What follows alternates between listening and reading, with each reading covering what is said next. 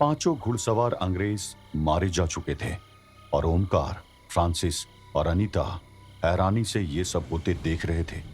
तभी वो आदिवासी उन तीनों की तरफ पलटे और इससे पहले कि वो तीनों कुछ समझ पाते, एक आदिवासी तेजी से उनकी तरफ बढ़ा और उसने फ्रांसिस को कस के पकड़ लिया।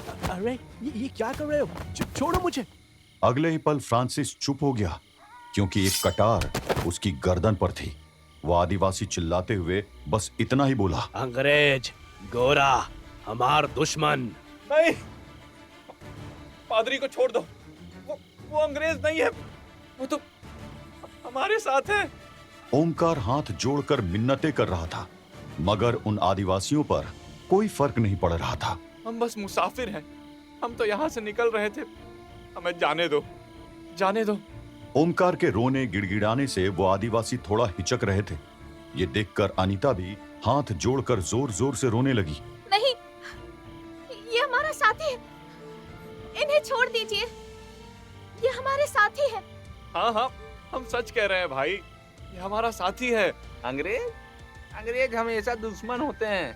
कृपया समझने की कोशिश करिए, ये वाला हमारा दुश्मन नहीं है। ओमकार और अनीता के इस तरह एक अंग्रेज के लिए गिड़गिड़ाने से वो आदिवासी कंफ्यूज हो रहे थे। अरे अरे अरे का बोलत हो दोनों? एक घोड़ा लोग सब दुश्मन हवा। अरे नहीं भाई, ये दुश्मन नहीं है, नहीं है ये दुश्मन। अरे बात मानो भाई मेरे। नहीं, हम इसका ना छोड़ा। वो दोनों सच बोल रहे हैं। छोड़ दो मुझे। अरे चुप चुप, बिल्कुल चुप। फिर से बोल बात अब गर्दन काट दे। स्थिति काफी तनावपूर्ण हो चुकी थी। कोई भी चुप होने का नाम ही नहीं ले रहा था और फ्रांसिस की जान इस सब के बीच में अटकी हुई थी। नहीं, तुम लोग गलती कर रहे हो। अरे मैं तो हिंदुस्तानी हूँ, मैं क्यों झूठ बोलूंगा? नहीं। हरिया नाम का वो आदिवासी किसी भी क्षण फ्रांसिस की जान लेने वाला था कि तभी एक जोरदार आवाज गूंज उठी। रुक जाओ। वो उन आदिवासियों के सरदार की आवाज थी। उसके आदेश देते ही हरिया ने अपनी कटार फ्रांसिस के गले से हटा ली। तुम्हार तीनों जावे के बात करत था ना, जावे दे।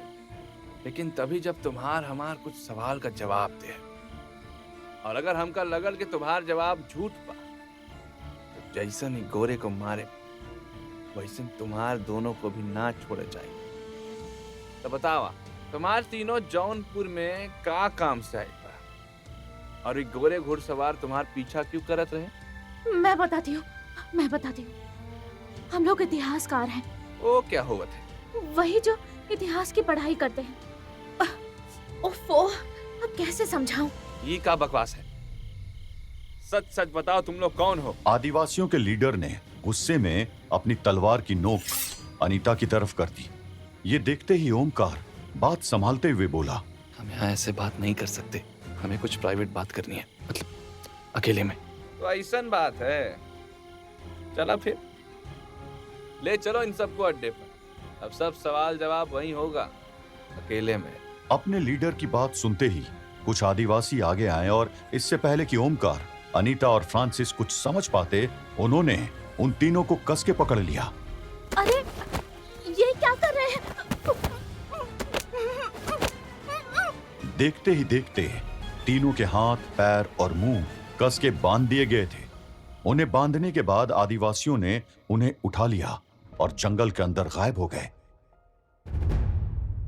उधर जनरल रूट अपने कैंप में गुस्से से पागल हुआ जा रहा था। उन पांचों घुड़सवार में से एक का घोड़ा कैंप पर खाली पहुंच गया था, जिसके बाद तुरंत सर्च टीम भेजी गई थी। वो टीम पांचों सोल्जर्स की डेड बॉडी लेकर वापस आ चुकी थी और रूट खड़ा हुआ उन पांचों बॉडीज को देख रहा था। Where is Corporal Anderson?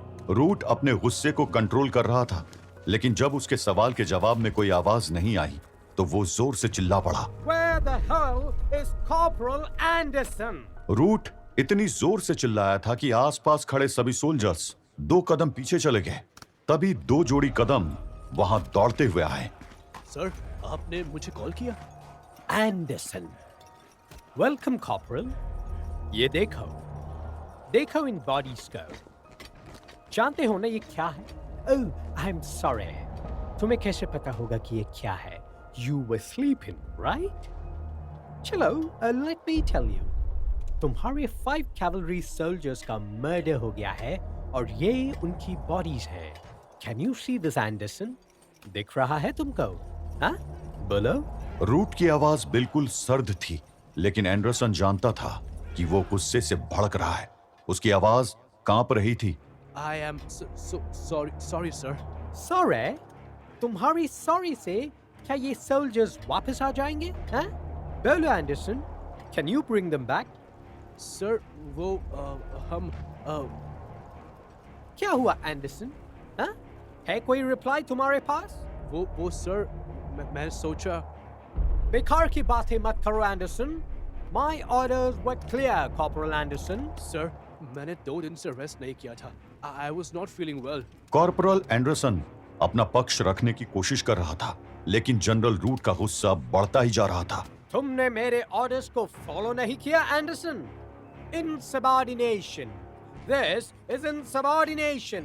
और उसको कभी भी माफ नहीं की जा सकता. Understood? Come here, Corporal. Let me make an example out of you. Anderson जानता था कि उसके पास भागने का कोई रास्ता नहीं था. वो अपने घुटने पर गिरकर माफी मांगने लगा. Please forgive me, sir. ये मिस्टेक दोबारा नहीं होगी. मैं देख रहा हूँ कि तुम्हें अपने मिस्टेक पर गिल्ट फील हो रहा है. This is an improvement. It is good कि तुम्हें अपनी मिस्टेक्स का एहसास है. Get up, Anderson. I forgive you.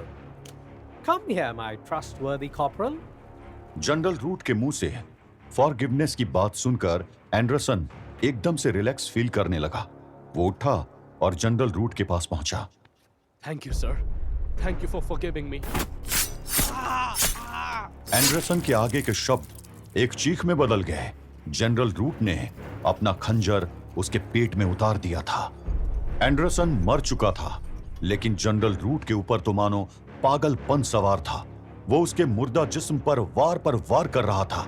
उसका ये वैश्य रूप देखकर सब सन्न थे, और रूट तब जाकर रुका जब उसका पूरा जिस्म खून के रंग से लाल हो चुका था. Consider this a warning. इस यूनिट में जो मैं कहूंगा वही होगा. किसी और ने अगर अपना दिमाग चलाने की कोशिश की, then his fate will be worse than Anderson. Is that clear? I asked. Is that clear? Sir. Yes, sir. आज अगर ओमकार रूट के इस रूप को देख लेता तो यही कहता कि उसने उसका जल्लाद नाम सही रखा था. लेकिन वो ये नजारा देखने के लिए वहां पर मौजूद नहीं था. वो तो इस समय एक गुफा के अंदर था, जहां इस वक्त 2 आदिवासी उसके और अनीता के मुंह पर बंधी पट्टियां खोल रहे थे. बस बस बस बस, खाली मुंह खोलना है, हाथ पांव बांधे रखो. इनसे खाली सवाल जवाब करो. जो आ गया सरदार. हाँ, अब बताओ कौन हो तुम लोग और यहाँ क्या करत रहा? आदिवासियों के लीडर के सवाल के जवाब में ओमकार ने एक नजर वहां मौजूद दोनों आदिवासियों की ओर देखा, और उनका सरदार उनका इशारा तुरंत समझ गया. तुम दोनों जरा बाहर जाओ. पर सरदार. अरे हमको कुछ नहीं होगा, जाओ. दोनों आदिवासी तुरंत बाहर निकल गए, और उनका लीडर आराम से एक चट्टान के ऊपर जाकर बैठ गया. कुछ देर के लिए उसकी पीठ ओमकार की तरफ थी, और इतने में ओमकार ने आंखों से अनीता को कुछ इशारा किया, जिसे आदिवासियों का लीडर देख नहीं पाया. अब यहाँ कोई ना है, बताओ. और अब सच बोलना, क्योंकि मैं झूठ पकड़ने में माहिर हूं, समझे? मैं सब सच बताऊंगा. हम लोग आपकी तरह ही अंग्रेजों के दुश्मन हैं और अंग्रेजों की सेना का पीछा कर रहे हैं, क्योंकि वो एक जल्लाद की सेना है जिसका नाम जनरल रूट है, और उसके कब्जे में हमारा एक साथी है. अच्छा, और वो साथी कौन है? उस आदिवासी लीडर के सवाल पूछने का अंदाज ये सब जाहिर कर रहा था कि उसे ओमकार की बातों पर विश्वास नहीं हो रहा था, और ओमकार उसके शक को महसूस कर चुका था. जिस अंग्रेज को आपने कैद कर रखा है वो उसी का बड़ा भाई है, और उसका नाम व्लाद है. ओमकार ने वो बात इतने विश्वास के साथ बोली थी कि आदिवासी नेता को यकीन नहीं हुआ. तो तुम कहत हो कि ये अंग्रेज के साथ साथ इसका बड़ा भाई भी अंग्रेजों से जंग लड़त है. आप मानो या ना मानो भाई, लेकिन सब अंग्रेज बुरे नहीं हैं. पादरी, मेरा मतलब फ्रांसिस और व्लाद हम दोनों के साथ हैं। असल में हम लोग बगावत का संदेशा लेकर काशी के महाराज से मिलने आए थे। वहां से निकलते समय व्लाद रूट के कब्जे में आ गया। तब से हम उसका पीछा कर रहे हैं, पर अभी तक उसको छुड़वाने का मौका नहीं मिला। व्लाद का आजाद होना बहुत जरूरी है भैया, क्योंकि उसके बिना हम बगावत का संदेश आगे नहीं ले जा पाएंगे। अगर आपको मेरी बात पर भरोसा नहीं है तो आप किसी को काशी के महाराज के पास भेज दीजिए। वो आपको बता देंगे कि हम कौन हैं। ओमकार की बात सुनकर आदिवासी लीडर कुछ देर के लिए गहरी सोच में डूब गया। फिर जब वो खड़ा हुआ तो उसकी आवाज में नरमी साफ झलक रही थी। तुम्हारी बात पर अभी भरोसा ना हो रहा है, लेकिन तुम्हारे भरोसे पर भरोसा करने में कोई नुकसान नहीं दिखता। तुम्हारा साथी अंग्रेजों के कब्जे में है ना, मैं तुम्हारी मदद करूंगा, क्योंकि जो अंग्रेजों का दुश्मन है वो हमारा साथी है, और मैं अपने साथियों के साथ जरूर निभावत हूं। ये हमारा वादा है। पर भाई, आप हो कौन? हमारा नाम है बांके चमार।